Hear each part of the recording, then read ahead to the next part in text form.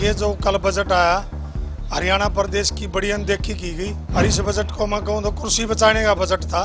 2 स्टेटों के अलावा किसी भी स्टेट का कोई नाम तक उस बजट में नहीं आया। इलेक्शन है अक्टूबर के महीने में, उम्मीद थी कि अब इलेक्शन के महीना है और इलेक्शन के टाइम पर बजट आ रहा है, लेकिन उससे बिल्कुल भी विपक्ष हुआ।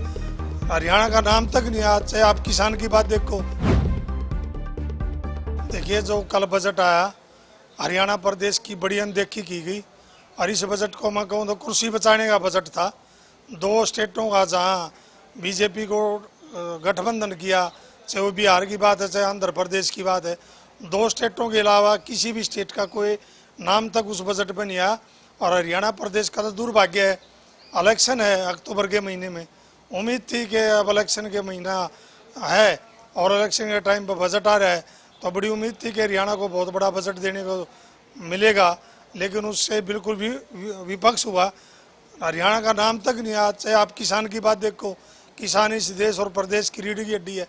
ना किसान के लिए कोई बात कही गई, ना खिलाड़ी, ना गरीब मजदूर और युवा बेरोजगार।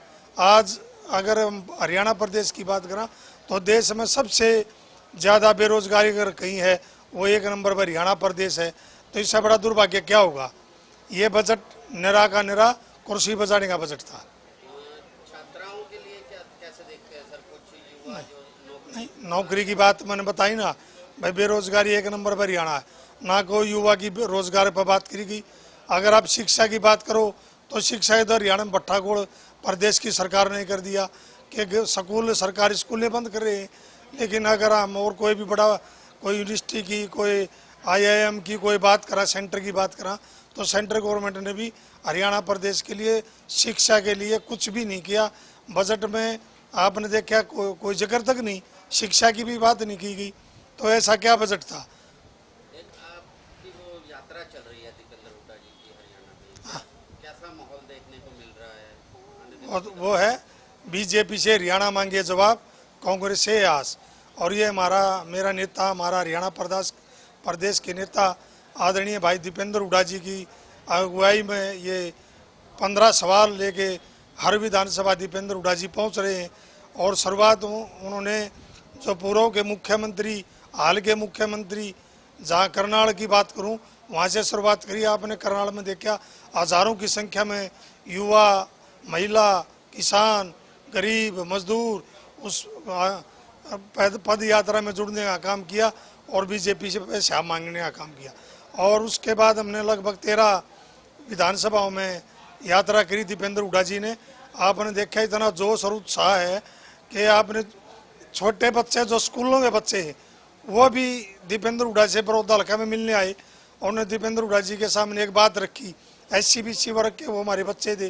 अगर जी हमारा जो आप जब हुड्डा साहब की सरकार थी उसमें जो हमारे को मंथली वजीफा वो मिलता थे पैसे, वो भी बंद कर दिए गए और हमारे स्कूल भी बंद कर रहे हैं।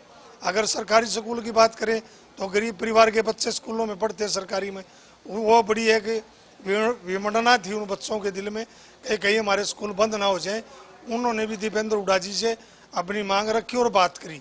और हल्का बड़ौदा की जब यात्रा, उसी में मैं बताऊँ आपने, किसान भी मिला, मजदूर भी मिला, व्यापारी मिला, SC BC वर्ग के समाज मिले, महिला मिली, सारे वर्गों ने दीपेंद्र हुड्डा जी को वहाँ मांग पत्र भी दिया अपना।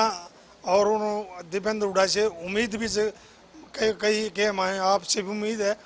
आपने देखा जब किसान आंदोलन था, जब हमारे 750 किसानों ने शहादत दी, तो वहाँ मेरे हल्के के 4 जो किसान थे वो शहीद हुए थे। वो चारों परिवार भी दीपेंद्र हुड्डा जी से मिले और उन्होंने कहा कि MP साहब, हमने तो आप पर उम्मीद है, आपने हमारी पहले भी सहायता करी, चाहे वो 2 लाख रुपए की बात थी। हमने आप पर उम्मीद आपकी सरकार आवे तो हमारे एक सरकारी एक नौकरी देने का काम करो। तो दीपेंद्र हुड्डा जी ने उनको आश्वासन दिलवाया, आश्वासन। सरकार आजकल नई नई आप जगह जगह देख रहे होंगे पोस्टर लगा रहे हैं, यंग नॉन स्टॉप हरियाणा, और नई नई स्कीमें निकाल रहे हैं। आप तो क्या लगता है कि हरियाणा इस आगे क्या रहेगा? जो आपने नॉन स्टॉप की बात करी, हरियाणा प्रदेश के 36 बिरादरी के नेता प्रतिपक्ष चौधरी भूपेंद्र हुड्डा जी ने कल एक जवाब दिया। नॉन स्टॉप नहीं, फुल स्टॉप लगा दिया हरियाणा प्रदेश के। आपने देखा कि इतनी लंबी फौज है बेरोजगारी की, क्या फुल स्टॉप है। आप विकास की बात करो उस पर फुल स्टॉप है, आप प्रति व्यक्ति आय की बात करो उस पर फुल स्टॉप है, आप शिक्षा की बात करो उस पर फुल स्टॉप है। हर बात पर इन्होंने फुल स्टॉप लगाने का काम किया, हरियाणा प्रदेश को पीछे धकेलने का इन्होंने काम किया। अब ये मैं तो घोषणा कहूँगा, घोषणा करें 10 साल का राजा जब कहाँ थे, अब कह रहे कि मुख्यमंत्री के द्वार 24 घंटे खुले मिलेंगे। 9.5 साल बंद थे, ये न मान लिया, इससे बुरे हालात क्या होंगे प्रदेश के। हमसे जुड़े रहने के लिए हमारे YouTube चैनल को सब्सक्राइब करें और नई वीडियो की नोटिफिकेशन के लिए बेल आइकॉन को दबाएं। अगर आप ये वीडियो Facebook पर देख रहे हैं तो लाइक जरूर करें और ज्यादा से ज्यादा शेयर करें। धन्यवाद।